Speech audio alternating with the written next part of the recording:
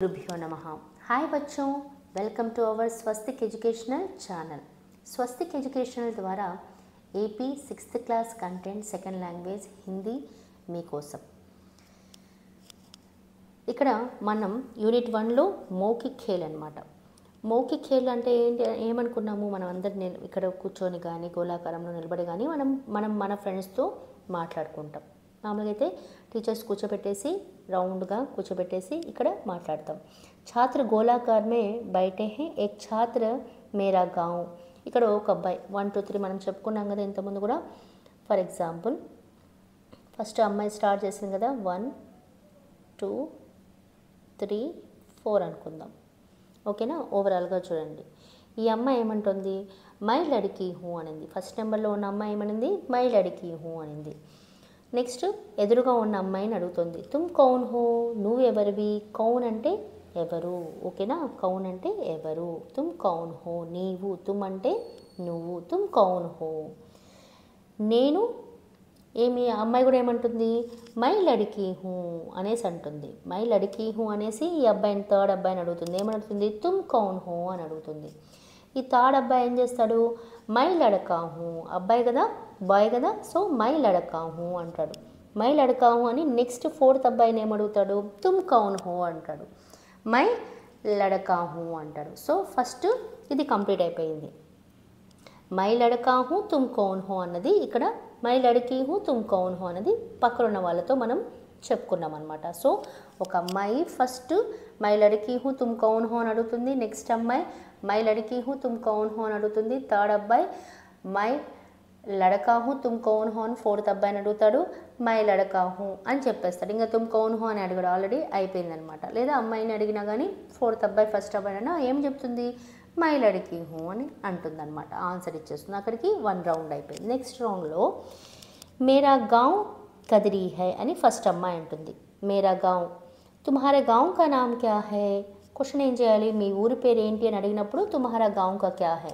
అమ్మాయి మేరా గాంవ్ కదిరీ హై అనేసి సెకండ్ అమ్మాయిని అడుగుతుంది. తుమ్హారే గాంవ్ కా నామ్ క్యా హై, మీ ఊరి పేరు ఏంటి అని అడుగుతోంది. అమ్మాయి మేరా గాంవ్ కా నామ్ అనేసి ఏదన్నా తిరుపతి కానీ ఏదో ఒకటి చెప్తుంది. ఫర్ ఎగ్జాంపుల్ మేరా గాంవ్ కా నామ్ తిరుపతి అందాం అనుకున్నాం. నెక్స్ట్ ఏం అడుగుతుంది, పక్కనున్న అబ్బాయిని ఏమడుగుతుంది, తుమ్హారా గాంవ్ కా నామ్ క్యా హై అని అడుగుతుంది. మేరా గాంవ్ కా నామ్ చిత్తూరు హై అంటాడు. ఇంకో అబ్బాయి ఏం చేస్తాడు, తుమ్హారా గాంవ్ కా నామ్ క్యా హై అని అబ్బాయిని అడుగుతాడు. మేరా గాంవ్ కా నామ్ అనేసి కర్నూలు చెప్తాడు. సో ఆ తర్వాత మళ్ళీ ఈ క్వశ్చన్ అయిపోతుంది, అంటే గాంవ్ కంప్లీట్ అయిపోయిందా. నెక్స్ట్ ఫస్ట్ అమ్మాయి మేరే దాదాజీ కావలి మే రేతే హే, మన తాతగారు కావలిలో ఉంటారు అనేసి అంటుంది. అక్కడ ఊర్లో ఉంటారు అనేసి.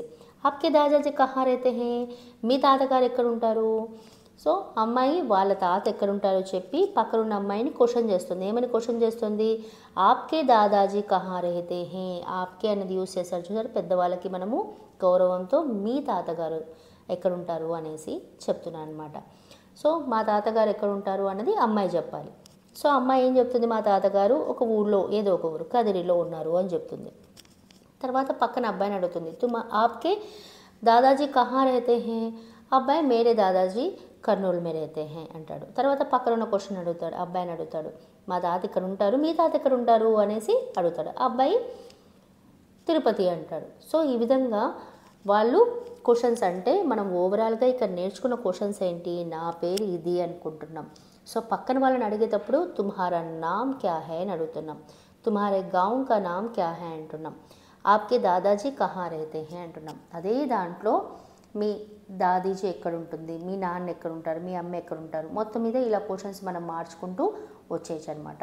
ఓవరాల్గా ఒక టీచర్ మనం అందరినీ కూర్చోపెట్టి ఇక్కడ చదివించవచ్చు. పిల్లలైనా మీరైనా ఈ గేమ్ ఆడుకోవచ్చు. అందరం కూర్చొని మీ టీచర్ ఆధ్వర్యంలో కూర్చొని మీరు ఈ క్వశ్చనింగ్ వర్డ్స్ని నేర్చుకుంటే మీకు హిందీ మాట్లాడడం ఈజీ అవుతుందన్నమాట. హిందీ ఎలా మాట్లాడాలనేది తెలుస్తుంది.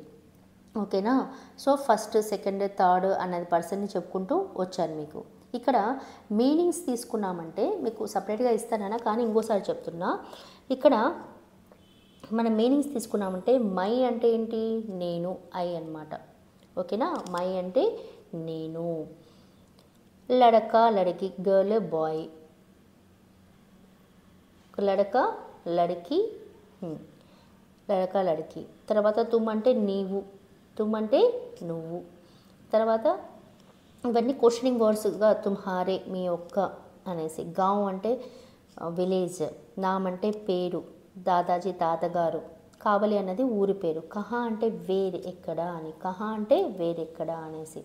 సో దీంట్లో ఉన్న సర్వనామాలు ఈ మై, తుమ్, మేరా, తుమ్హారే, మేరే, ఆప్కి అన్నవి ఏంటన్నా సర్వనామాలు అనమాట. సర్వనామాలను కొంచెం మార్పు చేసిన కూడా ఇక్కడ మనం చెప్పడం జరిగింది. మై ప్లస్ కా మేరా, తుమ్ ప్లస్ రే తుమ్హారే, అలా ఇవన్నీ ఈ ఎలా ఫామ్ చేస్తారనేది కూడా మీకు ఒక టేబుల్ ఇస్తాను నేను షార్ట్స్లో, అవి ఒకసారి చూడండి.